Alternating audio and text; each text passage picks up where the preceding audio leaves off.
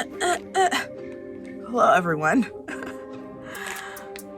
feel like I'm addressing the State of the Union. My name is Jenn Russell, and I have been sick. I've been in and out of school. My throat, I don't know what I got. I mean, whatever. Anyway.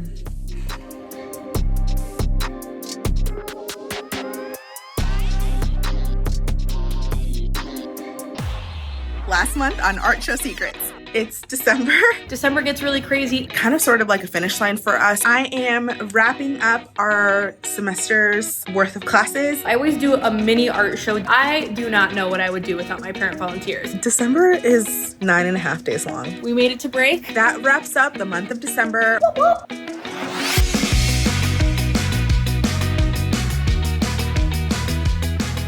Hey friends, I'm Sarah Krajewski, art teacher in Cambridge, Wisconsin. I'm Jenn Russell, and I am an art teacher in North Texas. Welcome to Art Show Secrets, where we tell you what it's like to put on an art show From start to finish. It is January. And I have to get all of my communication out so that everybody is aware that we have an art show. And making it easy for people to flow through the art show. So that includes the poster that's going to go all around school. We're also going to talk about reaching out to vendors, so all of the community members that I utilize. I have to communicate with district administrators. We're going to be doing some cool paper making projects. And communicating with our advanced classes to make sure that it's on their calendar and they know they have to participate. Stay tuned for how we're going to kind of enhance and enrich a little bit more of our day-to-day so that our art show can be amazing in May. Oh my gosh, I'm a poet, you guys. I have to do all the communication stuff this month and get it on everyone's radar this month so that we can have some sort of representation from our district at our show. I have to send out just kind of like a formal invite to our district admin and then district communication. So they send out a photographer, a videographer out to us on the day of our show. I'm gonna give our AP and advanced kids kind of like a checklist on what they should have for their display. They each get a table. They can have like a trifold out there. You know, their family can come see their portfolio, because otherwise the portfolio just goes to portfolio land and it gets rated and graded, but nobody really gets to see it. I have to make the poster that's gonna go all over the school promoting our show with a date and time. So I have to confirm date, which is rough just because it already got questioned. So a great place to start with student created posters is Flex Curriculum. The one I used for this month is called Planning a Poster, and I personally used it. I know that paperwork is not my strong suit, so this was really nice to help me keep organized and what I needed to do for each one of the visuals and posters that I needed to get out to communications. If you're not a Flex member or a Flex user, make sure that you hit up the link in the description box below so you can get more information on how you can get Flex for your district. Also, this is my desk. My coworker brought me a pickle the other day because I really wanted a pickle, and then I didn't get a chance to eat it, but now it's a part of my desk decor. Here's my pickle. What's going on there? Question mark? All right, friends, let's talk banners and signage. Things that kind of direct people through the art show, make it easy for them to find spaces, is what makes the art show run so smoothly. Our art show actually runs throughout our entire school. So the art projects are by their students' classroom. So like 4th grade's project is by the 4th grade classroom. Luckily, our PTO approved for us to get some fabric banners, and I am hand making them with the help of Art Club to create a more permanent piece for our school that will in turn help with the art show and make sure things run smoothly. So this is the first one that I've finished. I love it so much, but it takes a lot of time. This is the 5th grade banner. This is the 4th grade one. So there's kind of like a pattern, a little bit of numbering, and then some details to sort of make the banner a little bit more unique to the grade that it matches with. So my job is to now cut out all of these felt pieces, add the painting detail, and then attach them. So these are the banners that have been up. They are paper.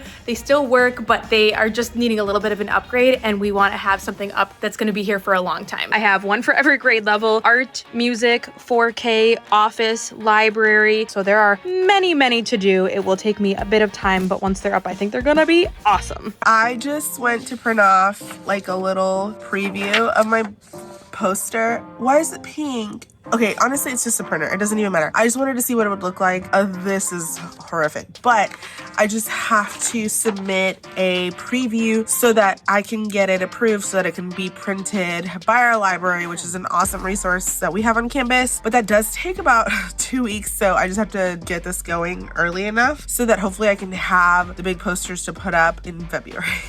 This was really cute. This turned out well. This one is going to our district admin via our secretary, which is really nice. And then this hopefully will look a lot better. But I'm just kind of sort of at this point drowning in paperwork. I don't know if this is happening to you guys, but we have a lot of kids out. Everybody's like sick. Our clubs have been canceled. I'm just gonna do a little digital checklist for them of like things that they can get and what it should look like. And just so that they can start thinking about how to put their display together. Okay, I also want to tell y'all, that's art teacher nails if I've ever seen some. I've been feeling a little under the weather, and something that I've been doing when I'm driving into school, if I can remember, I try to at some point during my drive just do like a gentle smile to sort of like train my mind towards having a little bit of more of a positive leaning mindset. Like it's literally this. It's like when I drive, right? Like somebody probably thinks I'm crazy if I pass because I'm just like. We are also going to talk about reaching out to other vendors in your community. So I have a little list of people that I need to reach out to. So I'm gonna show you what that looks like. What do I gotta do? So when I look through here, I'm talking about which people do I need to reach out to. So today I'm gonna email my food truck vendors, my staff members, and tell them about our staff art show wall and start to like look at who I need to contact to get that little bug in their ear about the art show coming up. I will also be making a list of some other community members that are gonna be part of our mini marketplace. Since we have hundreds of people that come to our show, I usually reach out to a few community businesses like our local coffee shop and different places that can come in, set up a little cafeteria table with information so that when adults and students come to the art show, they can gather a little bit more information about what our community of Cambridge has to offer. So if you're enjoying all these tips, be sure to check out Pro Learning. It is an on-demand PD for art teachers with hands-on tutorials and resources, strategies, all sorts of things to help you be successful. So if you're already a pro member, we have a pack on how to communicate with parents, which has a lot of great tips in there. Here's one of our resources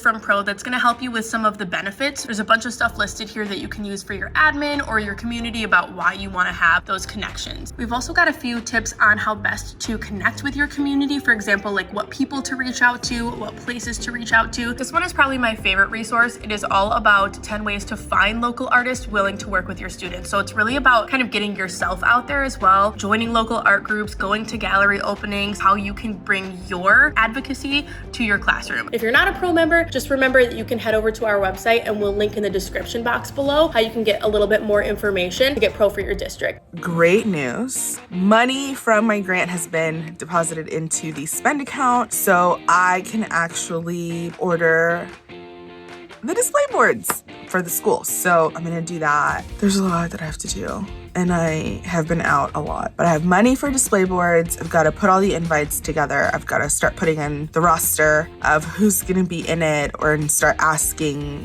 kids and doing all that. On top of it being contest season, all of our images for our district show is due at the end of this month. And hopefully eventually I won't sound croaky.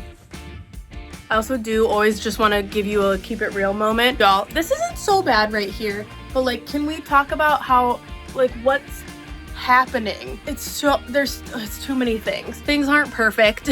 Just do the best you can. We've been like knee deep in clay. And if you want to check out a little bit more about how I run our clay week, it can be watched in my day in the life on making sure that you can be successful with clay. And when the kids were working on all of their clay projects, which this is just a portion, I stayed after school one day during one of my prep times and just reminded myself, you love to create, so make something. So I threw on the wheel, and I would just highly suggest to make sure you're encouraging that artist mindset in yourself. Part of what we're working on this month is gathering the materials for a little artist collaboration that I have with one of my paper making buddies, Maria. So I went and picked up her materials, and I need to go get them from my car. And saying that out loud, I'm wondering if any other art teachers are constantly just like transferring materials. Bring this, bring it here, bring this, deliver it there. It's just constant. Having everything in my car for like a week that I needed to unload. One of the paper making tools just does this little jingle. So every time I would drive, it was like jingling in the back of my car as a little like slow reminder, like you need to unload this, you need to unload this, you need to bring this into school. So that's been real fun.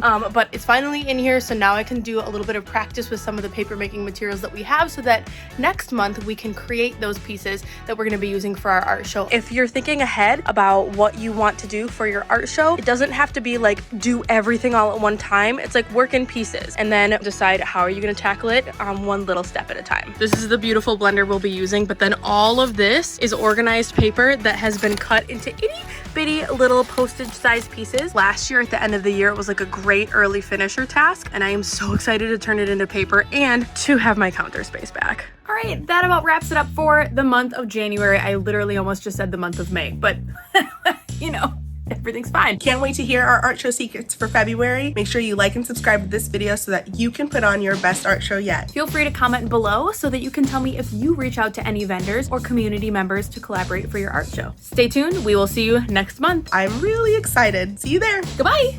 You're not gonna believe what happens next. Stay tuned. You'll know how they say that like February is like one of the hardest months for teachers. They're right. There's 7,000 things happening this month. One of our last contests is coming up. I don't have control over what's gonna happen.